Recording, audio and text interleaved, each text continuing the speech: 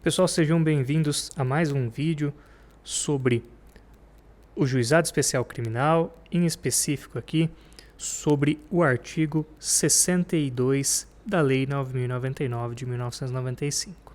Vamos a esse artigo para fazer o estudo. Vamos lá, primeiro, como de praxe, vamos fazer a leitura aqui desse dispositivo. Diz aqui que o processo perante o Juizado Especial orientar-se-á pelos critérios. Então, primeiro vamos marcar essa palavra, critérios. Critérios da oralidade, simplicidade, informalidade, economia processual e celeridade. Então, esses são os critérios ou princípios que regem o juizado. E logo na sequência, esse dispositivo legal ele traz os objetivos do juizado, que são os seguintes: objetivando, sempre que possível, a reparação dos danos sofridos pela vítima e a aplicação de pena não privativa de liberdade. Então, nesse dispositivo, nós identificamos o seguinte: há critérios, que também estão chamados de princípios, e há objetivos do Juizado Especial Criminal. São 5 os critérios, conforme vocês podem ver nesse slide. Critérios, também chamados de princípios. São 5 os critérios. No vídeo de hoje, nós vamos estudar exatamente os critérios, tá certo? Até para o vídeo não ficar muito longo, a parte dos objetivos, que são 2, nós faremos em um vídeo separado, tá certo? Então, o nosso objetivo no vídeo de hoje é o estudo dos critérios ou princípios do Juizado Especial Criminal. O primeiro critério é o critério da oralidade, tá certo? E eu coloquei aqui para vocês na letra A que ele consiste na prevalência da palavra falada sobre a palavra escrita, evidentemente. É uma tentativa de fazer com que o procedimento do juizado ele tenha muito da palavra falada, da oralidade, certo? Ao invés da palavra escrita. Por quê? Porque isso tira burocracia, isso dá agilidade.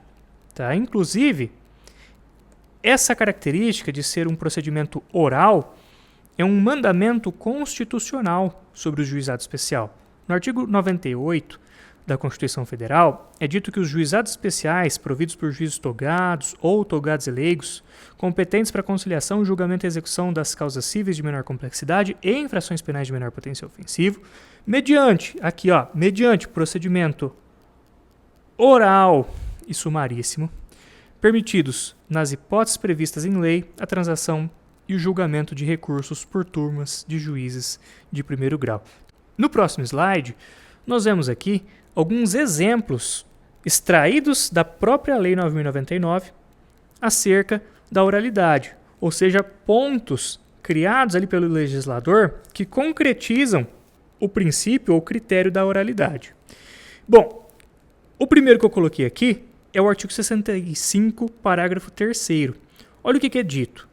É dito que vão ser objeto de registro escrito exclusivamente os atos essenciais.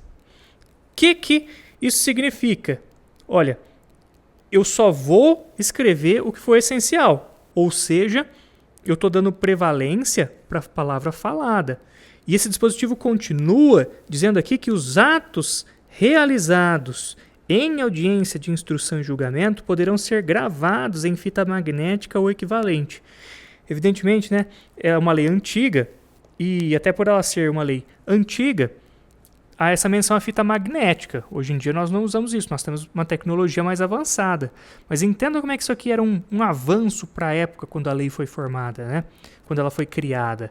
Porque o legislador, ele garantiu aqui no juizado uma oralidade maior. Olha, o que é dito na audiência não precisa ficar digitando tudo num termo gigantesco de audiência. Não. Pode ser feita a gravação. Quando eu faço a gravação, eu estou dando prevalência à palavra falada e automaticamente estou privilegiando esse critério da oralidade, tá certo? Um outro exemplo que eu coloquei aqui é o artigo 83, parágrafo 1º, que diz o seguinte, que os embargos de declaração serão opostos por escrito ou oralmente no prazo de 5 dias contados da ciência da decisão. Olha só, a possibilidade de apresentar recurso de forma oral, tá certo? Isso aqui é um dispositivo criado pelo legislador que concretiza o princípio ou critério da oralidade. O segundo critério ou princípio é o princípio da simplicidade. E nós vamos estudá-lo junto com o princípio da informalidade, porque eles estão intimamente relacionados. É natural que o que é mais informal também é mais simples, e o que é mais simples também acaba sendo mais informal. Eu constei para vocês, aqui na letra A, que o procedimento do GCRIM deixa de lado a burocracia. Então, quando ele deixa de lado a burocracia, ele acaba sendo mais informal e simples. Coloquei também na letra B que, tendo em vista que o GCRIM cuida apenas de infrações penais de menor potencial ofensivo, não é necessária a adoção de formalidades extremas. Isso tudo privilegia a simplicidade e a informalidade, tá certo? Ainda constei na letra C, até porque é importante nós identificarmos como que os princípios, e todos eles, acabam andando de mãos juntas. Um acaba levando ao outro. Coloquei aqui, olha, que aquilo que é oral automaticamente também é mais simples, informal e célere. Então note essa correlação. Aquilo que é oral automaticamente vai ser mais simples, vai ser mais informal e vai ser mais rápido. Vai garantir mais celeridade. Então esses princípios, embora eles sejam sim princípios, 5 princípios separados, eles acabam andando todos de mãos juntas. Certo? E é isso que a gente precisa entender, porque enquanto nós formos estudando os demais artigos da Lei 9.099, vocês vão perceber que esses critérios estão materializados em diversos dispositivos da lei. Vocês vão ver, olha aqui, a oralidade está aqui presente, aqui está garantindo a simplicidade, a informalidade, a economia processual, tá certo? Então tá joia, vamos para o próximo slide. No slide seguinte aqui, eu coloquei um exemplo dos princípios aqui da simplicidade e informalidade. Olha aqui um exemplo. A intimação sendo feita por correspondência. Então, a intimação por meio de carta. Tá certo? Inclusive, aqui no final, é dito que sendo necessário, até por oficial de justiça, mas independentemente de mandado ou carta precatória, ou até mesmo por qualquer meio de comunicação. Vocês estão percebendo como é que está tentando garantir aqui a lei, garantindo uma celeridade, uma simplicidade, uma informalidade para o procedimento, fazendo que tudo corra mais rápido, de forma mais simples e informal? E isso nós vamos ver em diversos dispositivos conforme nós formos estudando a lei, tá? Então aqui temos o princípio da economia processual, tá certo? E o princípio da economia processual, ele consiste em quê? Ele consiste em nós termos o máximo possível de produtividade, eficiência. Eu até friso essa expressão aqui para vocês, tá? Eficiência. A economia processual, ela busca eficiência, porque ela busca resolver tudo com o mínimo de atos possível, tá certo? Então eu coloquei aqui que consiste, em primeiro lugar, em ter o máximo possível de produtividade e eficiência, gastando aqui o mínimo possível de recursos e energia e realizando apenas os atos processuais realmente necessários. Eu não vou fazer atos processuais que não se mostrem realmente necessários.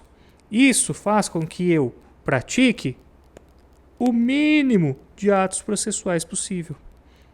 Então, se eu consigo, olha aqui na letra C que eu coloquei, se eu consigo resolver tudo em uma audiência, eu resolvo numa audiência só. Eu vou evitar o reagendamento, eu vou evitar uma audiência em continuação, entenderam?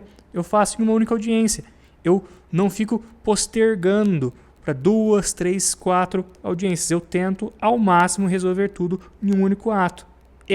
Agindo assim, eu privilegio o princípio da economia processual. E conforme eu coloquei aqui, esse princípio ele está intimamente ligado com o critério da celeridade. Inclusive, todos os princípios acabam estando interligados um com o outro, né? Nesse caso aqui a gente vê, olha, se eu faço tudo de forma econômica processualmente, com um mínimo de atos, garantindo aqui a prática de apenas dos atos estritamente necessários, eu também estou sendo mais célere. Eu estou sendo mais rápido. Imagina, se fossem designadas, colocar aqui 2, 3, 4 audiências, isso não seria nada célere, isso não seria rápido. Então, quando eu sou processualmente econômico, eu também sou célere, eu também sou rápido. Então, nós vemos aqui uma relação muito forte entre a economia processual e a celeridade. Aqui eu trouxe alguns exemplos do princípio da economia processual para vocês. No artigo 80, é dito que nenhum ato será adiado. Olha só. Determinando o juiz, quando imprescindível, a condução coercitiva de quem deva comparecer. Olha que interessante esse dispositivo. Nesse dispositivo, é dito que, ao invés do juiz ficar redesignando a audiência para resolver tudo em um ato só, ele pode determinar, olha, fulano de tal está faltando, oficial de justiça, conduz essa pessoa coercitivamente aqui na audiência, busca ele, traga ele aqui hoje mesmo para nós realizarmos o ato hoje e resolvermos o caso. Isso garante economia processual e automaticamente também a celeridade, não é mesmo? Olha o artigo 81, parágrafo 1º agora. Nesse dispositivo é dito que todas as provas serão produzidas na audiência de instrução e julgamento, podendo o juiz limitar ou excluir as que considerar excessivas, impertinentes ou protelatórias. Então, atente-se na parte que eu deixei em azul. Aqui é dito que todas as provas serão produzidas na audiência, olha só, de instrução e julgamento. Um único ato para produzir todas as provas. Isso é economia processual. Resolver o problema com o mínimo de atos processuais possível, tá certo? Então esse dispositivo aqui também materializa este princípio da economia processual. Agora, o princípio da celeridade. O princípio da celeridade, o que significa celeridade? Significa rapidez, tá certo? Quando alguém é célere, essa pessoa é rápida. E o GCRIM, ele tem um procedimento que é célere. Ele é avesso à morosidade. Então, a gente vê agilidade. Quando nós formos estudando os dispositivos do juizado especial, vocês vão ver como o legislador buscou garantir agilidade nesse procedimento. Tá certo? E eu constei aqui na letra C que esse critério está intimamente ligado ao critério da economia processual. Por quê? Porque quanto menos atos forem praticados para se chegar ao julgamento, mais célere será o procedimento. Tá certo? Então, os princípios, como eu já mencionei para vocês, eles acabam sendo relacionados um ao outro. Vamos agora aos exemplos do princípio da celeridade. No artigo 69, é dito que a autoridade policial que tomar conhecimento da ocorrência lavrará termo circunstanciado e o encaminhará imediatamente ao juizado, com o autor do fato e a vítima, providenciando-se as requisições dos exames periciais necessários. O que isso quer dizer, pessoal? Quer dizer o seguinte, olha só, a intenção da lei é de ter uma agilidade tão grande que o delegado de polícia, assim que ele toma conhecimento de uma infração penal de menor potencial ofensivo, ele já lavra um termo circunstanciado de ocorrência. O que é isso? Termo circunstanciado é como se fosse o inquérito policial, tá certo? Mas no caso de infrações penais de menor potencial ofensivo, ele recebe o nome de termo circunstanciado e não de inquérito policial. Então ele lavra esse termo circunstanciado, que faz as vezes do inquérito, mas no caso para as infrações penais de menor potencial ofensivo, e já encaminha esse termo circunstanciado de ocorrência imediatamente para o juizado. Junto com quem? Olha que interessante. junto com o autor do fato e a vítima.